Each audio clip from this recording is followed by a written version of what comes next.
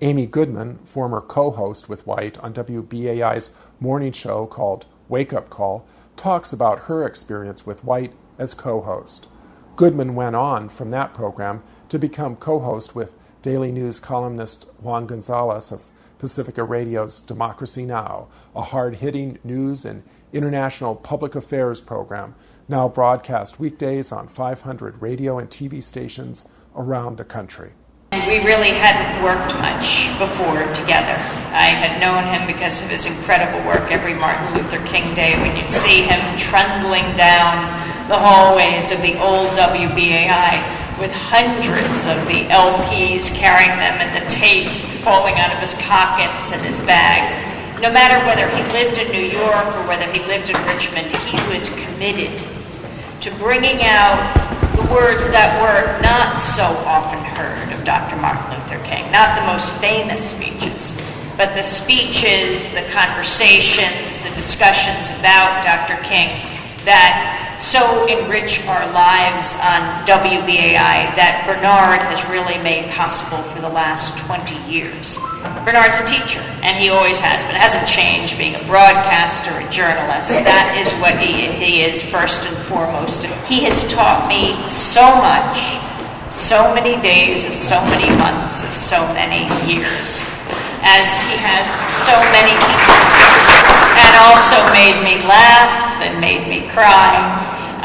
Bernard and I talk about the magic moments we shared together over the years of Wake Up Call, like the time with Maurice Bickham, the remarkable man who spent decades in prison in Angola, the prison named for the country where the men had been brought enslaved in this country, the plantation prison in Louisiana, 5,000 prisoners held there. Maurice had been there for decades. He had been arrested and imprisoned, given the death penalty for, then Louisiana had thrown out the death penalty, and so he was no longer on death row, but he was there, then back on death row, but still there, for killing 2 sheriff's deputies who come to his home in the middle of the night in their pajamas, members of the Klan who had tried to kill him, and in self-defense he had shot out. And Bernard was relentless. It wasn't just one program. It was talking to people about Maurice, and then finally getting Maurice on the phone, and then getting Maurice and his daughter and his granddaughter and all on the telephone as people called in from all over the country saying they were crying as they listened. And finally the day, it was Martin Luther King's Day on WBAI, that Maurice Bickham came into our studio after he ultimately, from the pressure from all of you, from the WBAI audience, from Bernard and Errol working so incredibly hard, was free. That's the power of WBAI. That's the power of Bernard White, who stays in the midst of struggle, knowing what he stands for.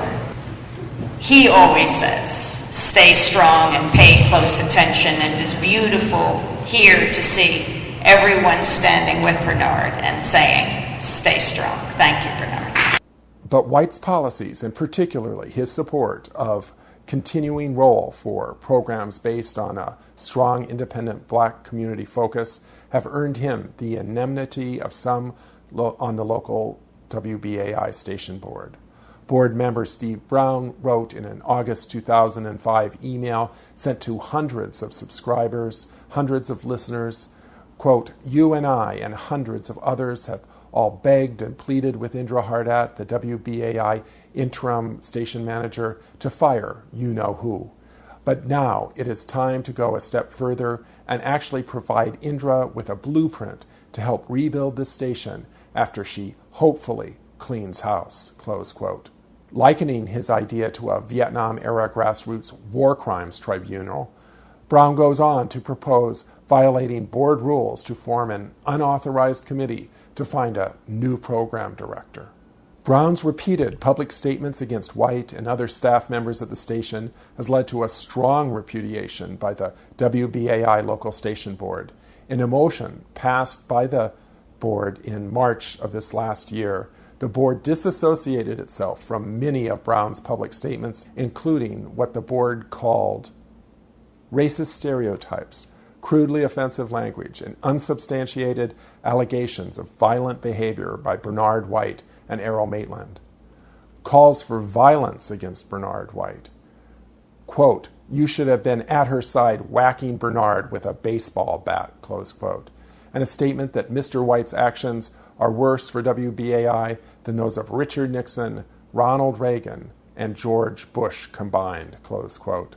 Whereas in a series of public emails sent to many WBAI listeners over many months, WBAI local station board member Steve Brown has engaged in an unrelenting campaign of vitriolic accusations against management, staff, and listeners of WBAI that damage the credibility of the station through innuendo with no basis in fact, thereby injuring staff morale, contributing to a climate of fear and mistrust at WBAI, and undermining fundraising efforts.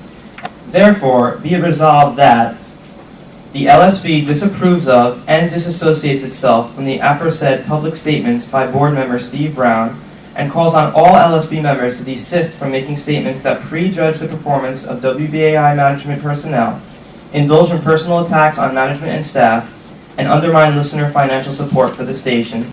Among the numerous criticisms of Brown is his letter to general manager of a Pacifica affiliate station in Colorado called KGNU, which he put forth what the board termed a, quote, race-based analysis of KGNU's success and WBAI's failure, close quote. In the email, Brown says, quote, how much of WBAI's almost willful self-destructiveness over the past 15 to 20 years, up to and including the last 3 years during which internal strife, mistrust, nastiness, and violence and extreme interpersonal antagonism have brought the station to the brink of bankruptcy and near total meltdown, is solely and entirely due to the tensions, frictions, and politics of race. Which leads to the corollary question, how much of the success of KGNU, not counting, of course, the part that your leadership and the efforts of your staff and listeners have played, has been to an almost total absence of the tensions, frictions, and politics of race. Countries like Japan and Scandinavia that are racially homogenous have never, though they have other problems, been crippled by racially generated strife, as have the United States, Britain, and France, and lately Germany, Belgium, the Netherlands, Spain, Italy, and Switzerland, which used to be racially homogenous, but now contain large, undigested populations of foreign, third world laborers, primarily people of color who have been imported to do the unpleasant work that their own citizens no longer wish to do. New York mirrors the racial diversity of U.S. society as a whole, and WBAI, if anything, magnifies that diversity. Consequently, it is no surprise that WBAI, which has always been a pressure cooker of racial mistrust, nastiness, and violence, and extreme interpersonal antagonism, has finally, and perhaps irretrievably, blown its top, close quote. Brown quotes statistics that indicate that the Boulder area where KGNU is located is 88.3% white. And then he continues, quote, as a result, KGNU does not seem to have been plagued by the racial antagonisms that for so long prevented WBAI from getting out of its own way, close quote. In closing, he writes, quote, so I ask you, could racial tension, or rather the absence of it, be one of the most important reasons for KGNU's success and WBAI's failure, close quote. The board passed the motion of disassociation from Steve Brown's statement by a vote of 10-1. Critics of Brown also point out that his many unsubstantiated assertions and factual errors undermine the confidence in the station and make it more difficult to raise funds. At that same March meeting, Program Director Bernard White said,